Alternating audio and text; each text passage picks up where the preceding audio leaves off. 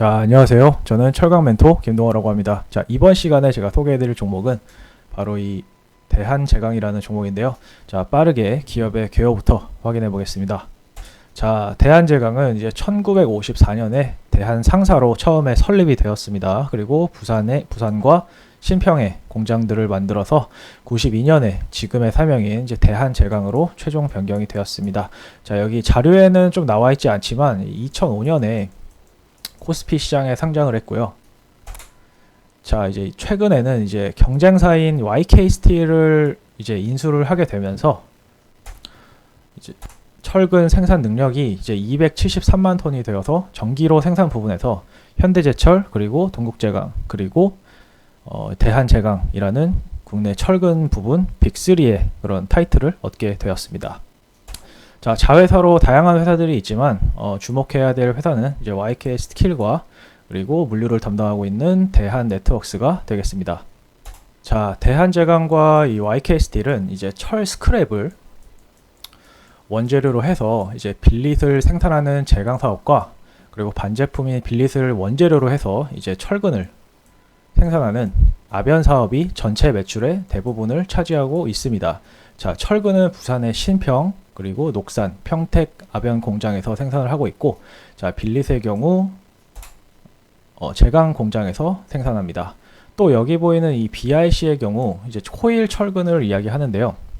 자, 이 제품의 경우 평택 공장에서 생산을 하고 있습니다. 자, 대한제강의 주요 거래처로는 계룡건설 산업 그리고 신세계건설 등이 있고, 자, YK 스틸의 주요 그런 거래처로는 이제 유성강업과 반도건설 등이 있습니다. 자, 이를 통해 대한제강의 전방 산업은 건설업이라고 봐도 무방하겠죠. 자, 대한제강, YK 스틸 모두 이제 수출보다는 내수에 좀 집중을 하고 있는 회사입니다. 자, 코일 철근의 경우 이제 수출을 좀 하기는 하지만 이제 매우 안정적이지 못하죠. 그래 따라서 내수 기업이라고 봐도 좀 무방하겠고, 자, 이같이 생산하는 대부분의 철근은 모두 건설업에 공급이 되고 있는 점을 생각해 봤을 때, 자, 내수 기업인 대한제강의 실적은 곧 국내 건설 업황에 따라 결정이 된다는 점 역시 유추해 볼 수 있을 것 같습니다.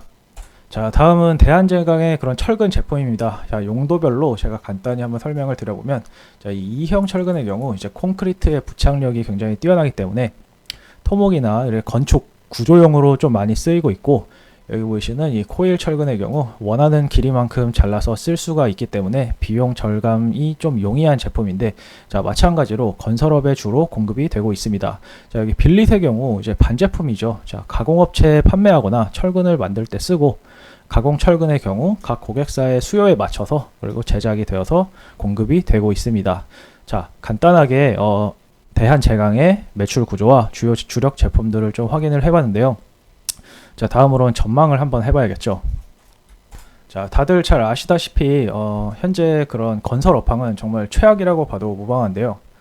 자, 중국의 다양한 부양책이 좀 무색할 정도로 지금 현재 상황이 매우 좋지 못합니다. 자, 이 자료는 이제 건축 착공 면적입니다. 자, 철근이 이제 주로 건설공사 초반부에 투입이 되기 때문에 이 자료를 통해 이제 향후 수요를 좀 예측을 해볼 수가 있죠. 살펴보면 이제 올해 3분기까지 전년 동기 대비 마이너스 40%나 급감을 했고, 세부적으로는 이제 주거용과 그리고 산업용에서 모두 전년 대비 마이너스 44% 감소를 했습니다. 자, 이렇게 계속해서 건설 관련 지표들이 전망치를 하회하는 움직임을 좀 보여주면서 건축 착공 면적의 경우 올해 하반기까지 전년 대비 총 마이너스 37.2% 감소할 전망이라고 합니다. 자, 착공 후 시공까지 시차가 있음을 감안할 때 올해보다는 내년 상반기에 본격적으로 철근 시장에 영향을 줄 것이라는 그런 전망인데요.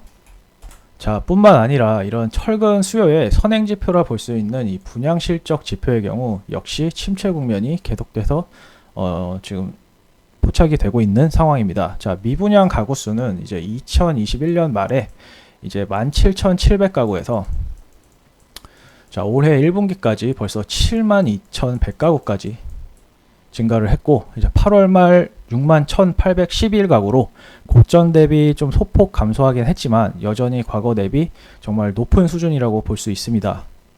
자, 그렇다면 왜 이런 상황이 되었느냐에 대해서 좀 말씀을 드려보면, 대표적으로 저는 이제 부동산 PF 경색에 따라서 자금 조달이 조금 어려워졌고, 그리고 공사비 부담에 따른 착공 지연, 그리고 미국의 그런 고금리 장기화 전망을 좀 꼽을 수가 있을 것 같습니다. 자, 결국에 이러한 요소들이 좀 안정을 찾아야 비로소 이제 부동산 경기가 살아날 것이고, 부동산 경기가 살아난다면 철근 수요도 다시 증가해 대한제강의 실적이 다시 한번 좋아질 수 있다라고 제가 말씀을 드리면서 영상 마무리 짓도록 하겠습니다. 영상 끝까지 시청해 주셔서 감사합니다.